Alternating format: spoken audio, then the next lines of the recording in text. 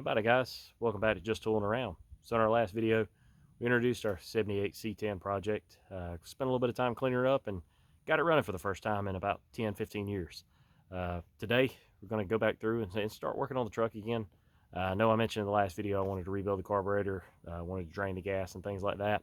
I did order a carb rebuild kit, and the one that came in is definitely not what I needed for this Rochester 2 barrel. So I got another one on order, but in the meantime, we'll wait on that to come in. I do want to go through and change the oil. I did get the tank drained the other day, so I want to throw some fresh gas in her, swap out the small fuel filter that goes in the base of that Rochester carburetor, and then see if we can get her running again and see if we can get it to run consistently off of the gas tank. So we'll jump right into that.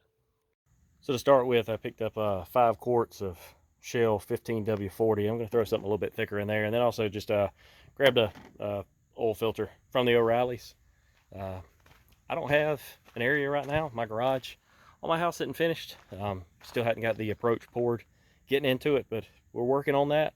So for now, I'm working on the ground. But I went and picked up one of the cheap little moving blankets off of from Harbor Freight. So we're going to hop up under here and go ahead and get this oil draining. So sorry for the poor angle on the video. I honestly don't really have a good way to get up under here with this. As you'll see, I'm using a heck of an extension on this socket. This truck, where it was parked at, the red walls loved it, and I'm finding red walls nests every time I do something on it, and I'm not looking to find one the hard way today. So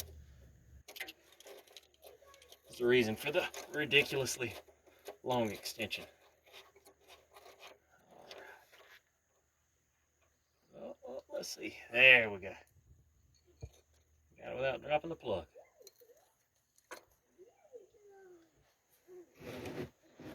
Alright.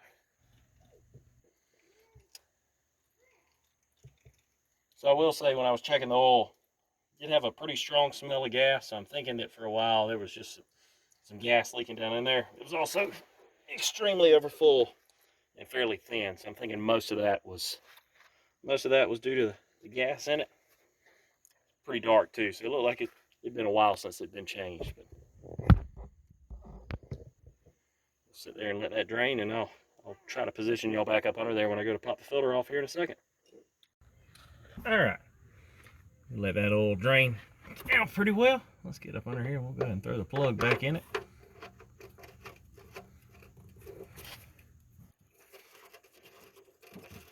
Got that camera positioned a little bit better, so maybe y'all can see a little bit better than before.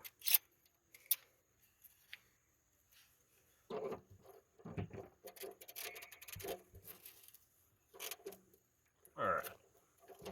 Cool.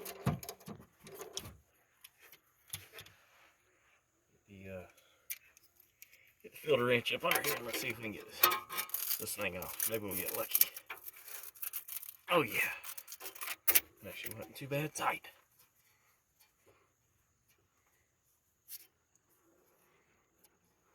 This is about the time that you remember that you should have put on a pair of gloves, but you didn't. Whoop. All right. There we go. Let that one drain out. I'll bring you out to the back of the truck, and I'll go grab the filter we got and get it ready. All right. Like I said, whoop, almost dropped it. We just picked up a micro guard filter from the O'Reilly's. You can see the part number right there. I actually ended up having to go to a couple different stores to be able to find the right filter for it. Most of them didn't have them in stock, but luckily I was able to find it here at the local O'Reilly's. Go ahead and fill it up with oil.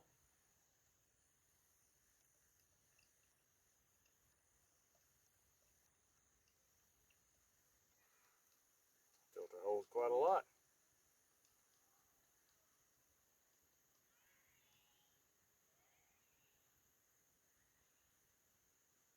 There we go. Take a little bit, put on that seal. Go ahead and hop up under the truck and throw it on. All right, as you can see, I forgot to turn the camera on before I put the filter on, but there it's in place. And yes, I did go ahead and wipe all that extra oil that I spilled everywhere all over the tailgate a minute ago as I was filming myself filling up the filter. But yeah, we got it on. Got it all cleaned up and everything ready to go down here. We'll go ahead and fill her full of that Shell 15W40. Ooh, just a little bit of sludge under that cap. It definitely don't look great. We'll go with it.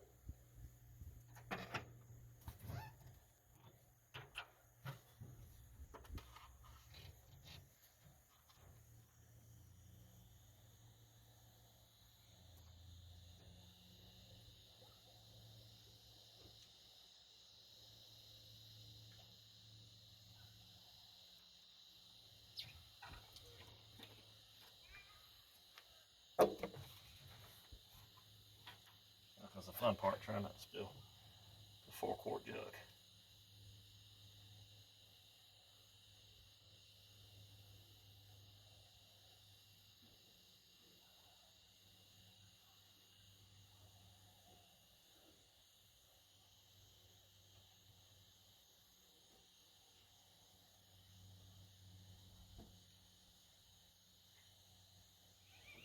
All right, should be it.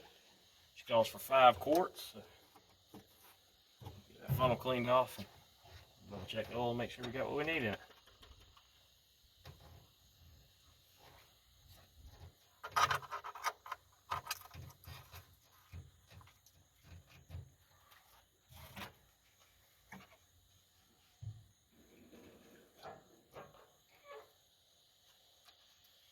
All right. Let's see here.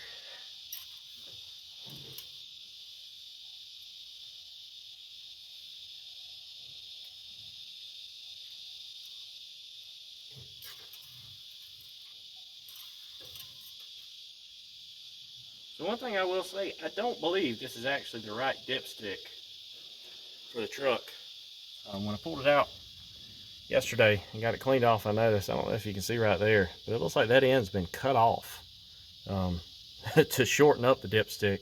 It actually looks like the dipstick tube on the side of the block has also been cut off as well. I'm thinking it should be a whole lot taller than that, but yeah, we're just going to say that that's enough. We'll go with that. Definitely will get online though, and order a new, probably order a new dipstick tube and definitely order a new dipstick for it. Not sure why this one would have been cut off. This actually looks like a generic, one of the parts store dipstick tubes, the fit-alls. So we'll go with that for now. It calls for 5 quarts, but 5 quarts in it, we'll say it's good enough. All right, guys, we're running out of daylight, so we're going to go ahead and swap the inlet filter to the carburetor. It's a Wix 33051, if you're looking for that part number. And it actually sits in here.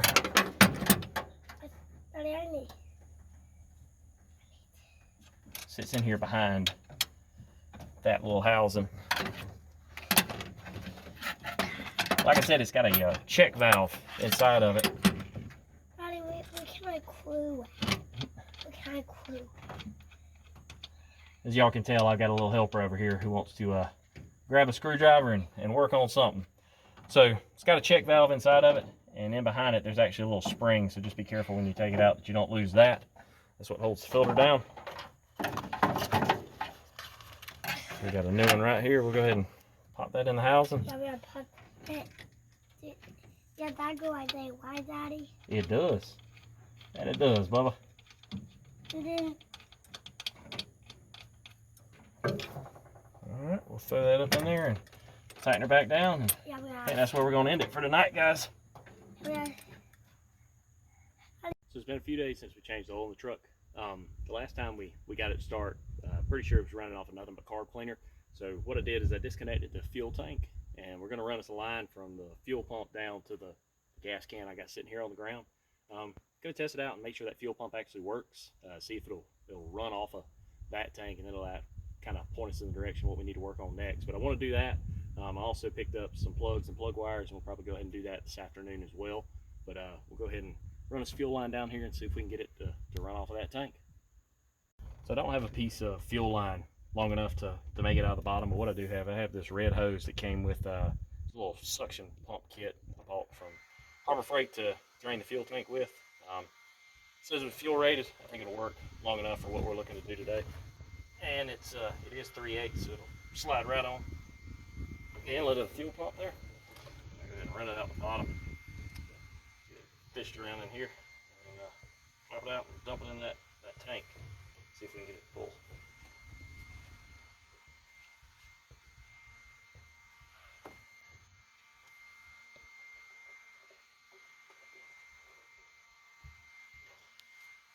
The only thing with this is it's a lot more flexible than fuel line, so you just gotta watch out, make sure I don't kink it or anything like that. But it looks to be pretty straight.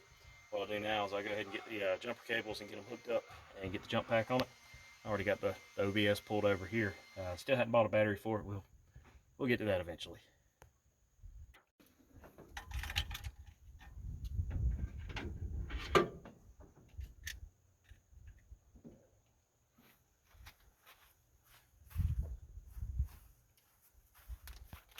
Hopefully we got enough charge on the little jump pack here. I hadn't plugged it up since the last time we got the truck running, so hopefully I didn't drain it too bad that day. We'll see if she's got enough juice to fire it off today. Hopefully it doesn't take much and she'll start pulling fuel as long as that fuel pump's good. Oh.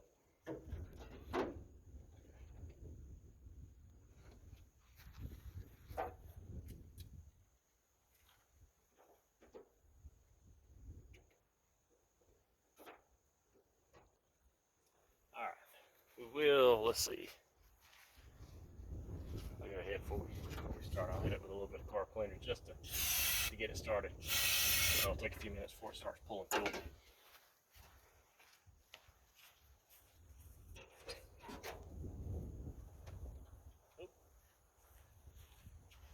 Would help if I turn the jump pack on.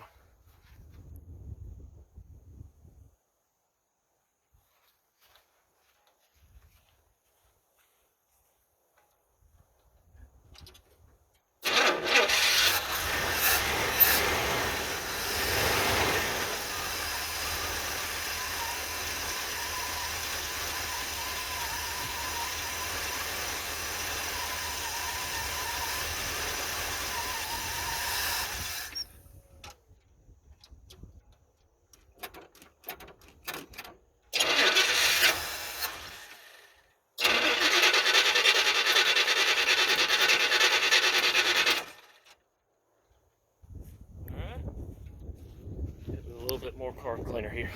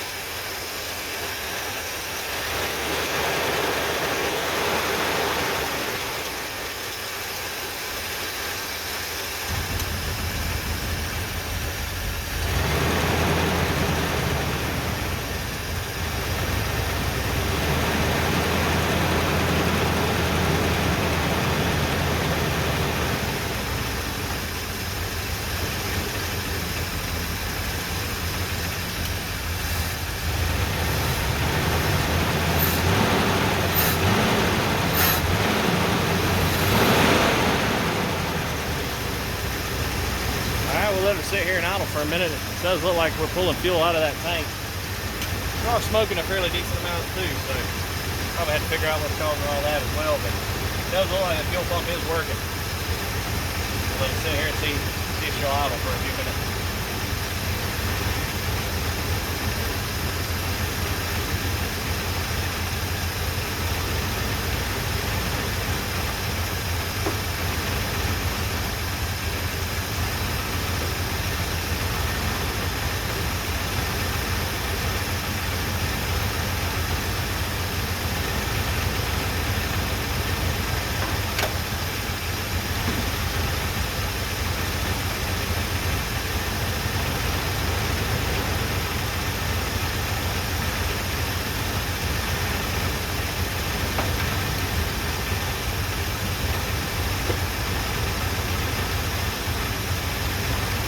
Yeah, definitely looks like the fuel pump works. I haven't really tested out the transmission. I'm trying to put it in gear here and see if it'll load up, see if it'll move forward and reverse. I know I got the gas can sitting there, but just want to see if it'll even try to move at all.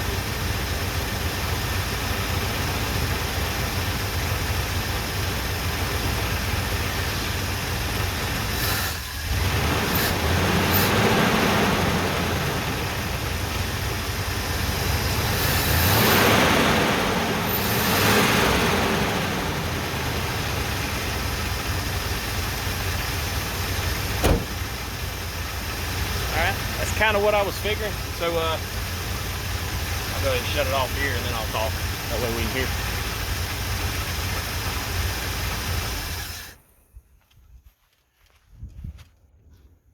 Alright, so I don't know if you could tell from that just then, but when I did try to put it in reverse, it did seem to want to try to load up and move backwards. I moved it to a different spot in the yard. Wanted to get it in a spot that was a little bit more level. I've got a tire. Obviously the passenger side rear tire is flat. I need to be able to jack it up, and the area where I did have it parked at before, it was leaning pretty hard to the passenger side.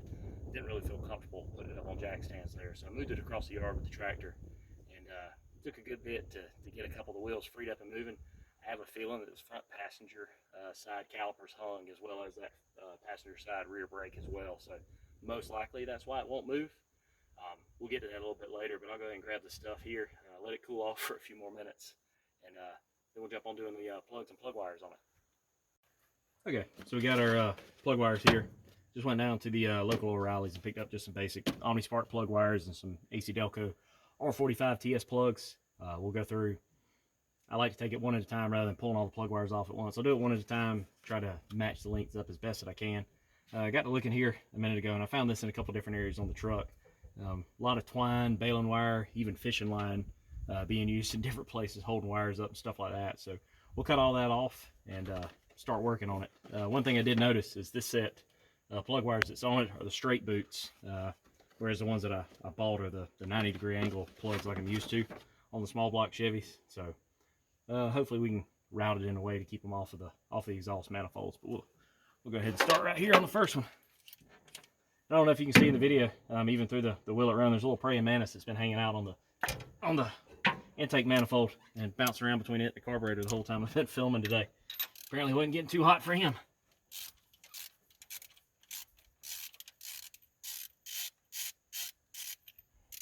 Let's see what this plug looks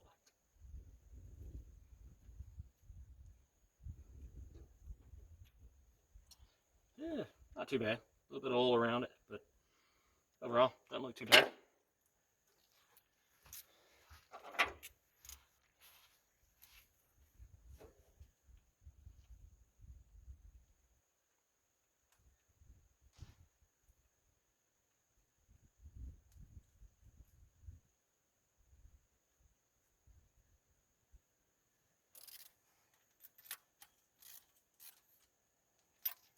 All right, let's see here. I think I got my knife where I can cut the baling wire off of here. Or twine.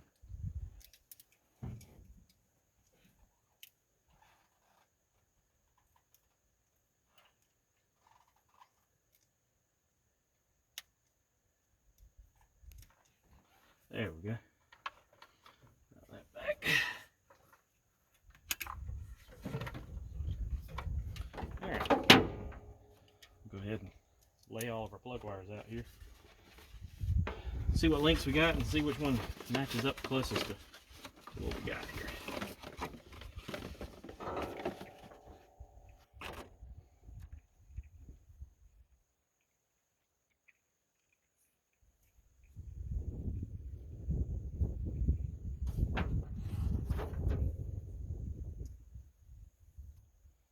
Came off of it's way longer than the rest. I have a feeling these were not the plug wires that were intended for this truck. Like I said, in addition to the baling wire and twine, I'm just as I dig through this thing, I'm finding a lot of, we'll just call it ingenious fixes and things like that all over it. It worked. The guy who had the truck before me was a farmer, so I'm guessing this one. The best thing to do is route it up through there around that bracket, and then realize you're not not actually tall enough for this. Alright. Yeah. Around through here. Like that. That may not be the best use of that long plug wire. I may end up messing around with it, trying to find one a little bit shorter than that one. That doesn't seem like it's the furthest run.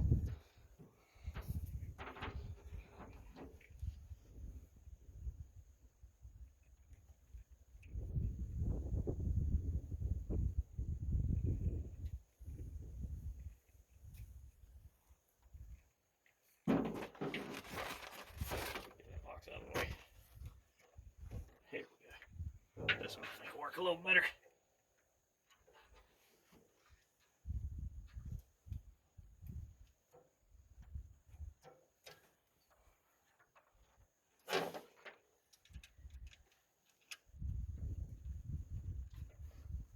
And dadgummit, if I didn't do it again, I wanted to go behind that.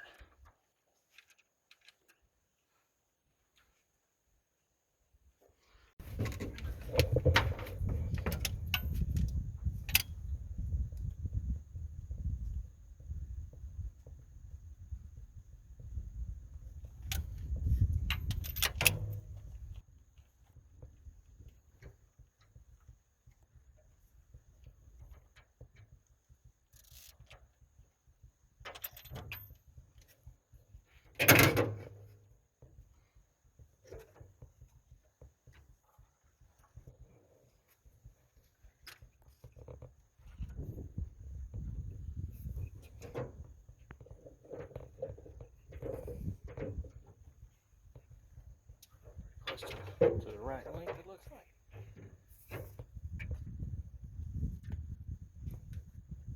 Oh. There we go. That one on there.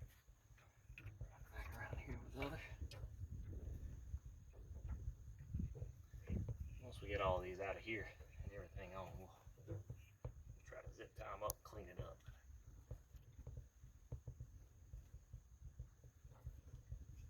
There we go.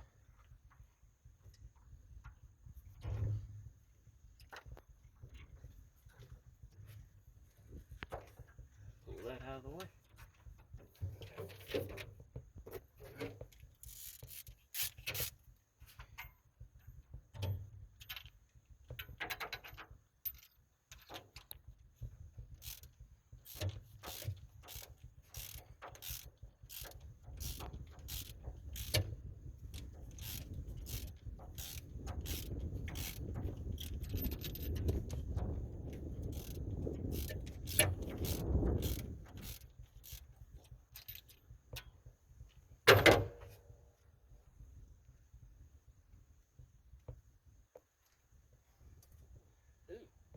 It's got a little bit more oil on it than the other ones did.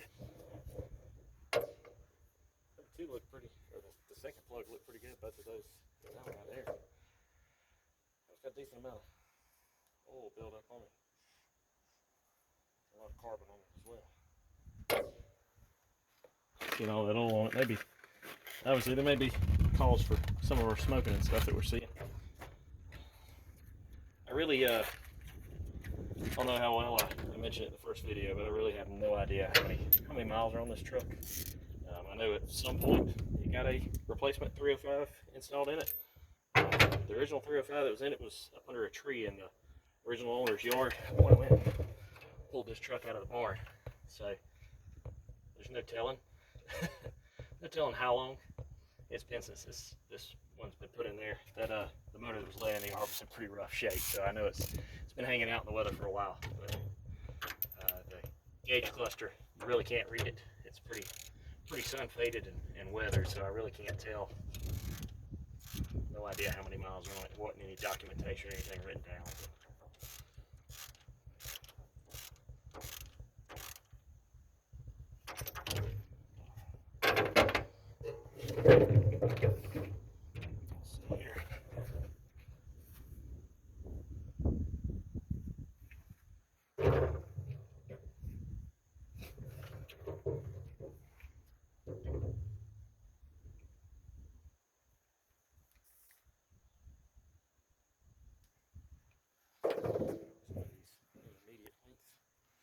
plug wires for that one. We don't have quite as far of a run to get back to the distributor cap.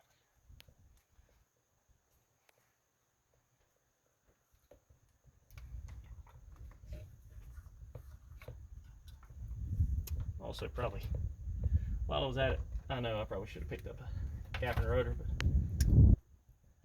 my luck, the history that I've had with caps and rotors here recently, might not have been the best idea. Oh, that one ain't even attached. Oh.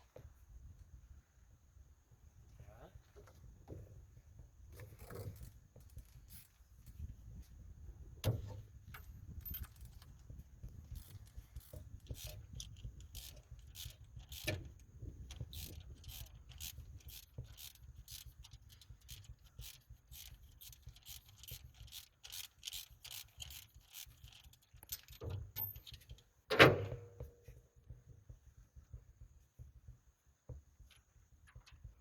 Ooh, yeah.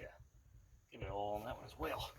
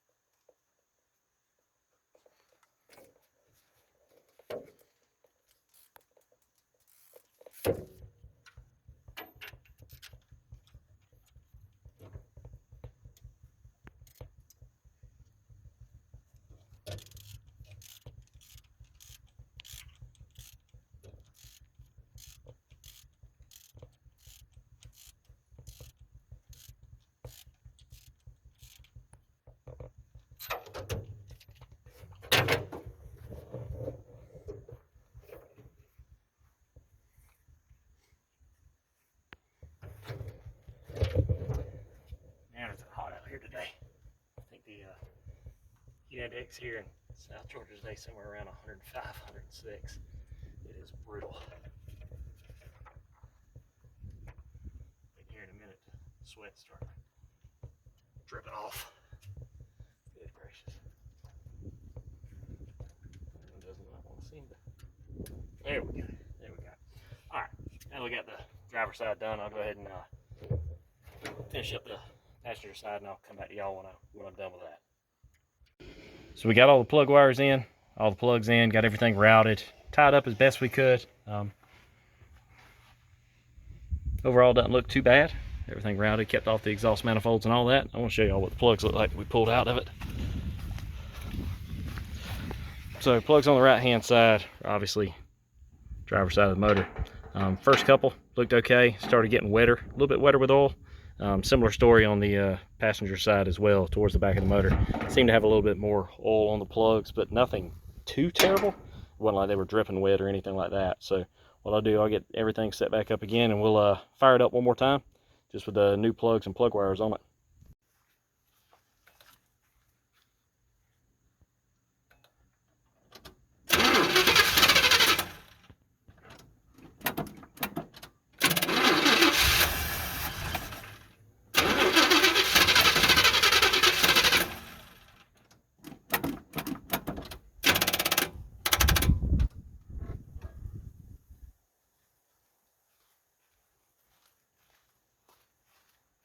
Well, our jump pack's dead.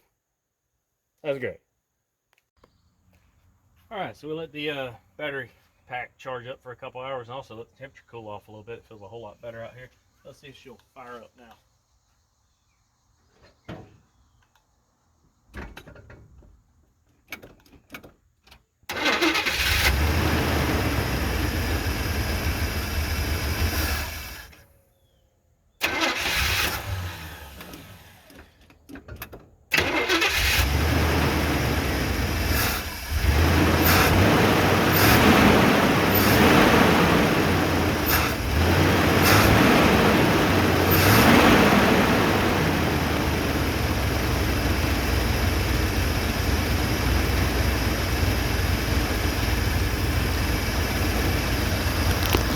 Walk y'all around here and show you.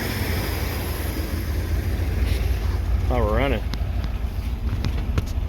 Oh, as long as the gauges are correct, we got decent oil pressure.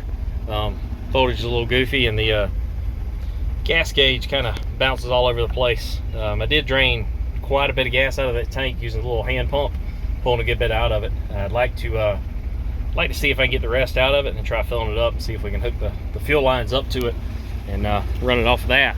But I think that'll be for another video. We're gonna sit here and let it idle for a little bit. I want to let it come up to temperature and let the temperature rise up where it should be. See if the thermostat opens and everything like that. I'll keep a close eye on it, but just see what else we got going on here. While we're letting it idle, we'll also check the headlights on it. See what those look like. That's what I'm talking about. Both headlights are working. One of the marker lights, probably just a bulb on the driver's side. Let's go ahead and hit the dimmer switch and see what it does.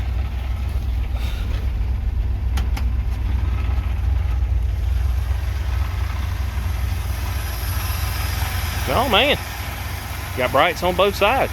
I mean, I guess kind of brights, if we could call them that.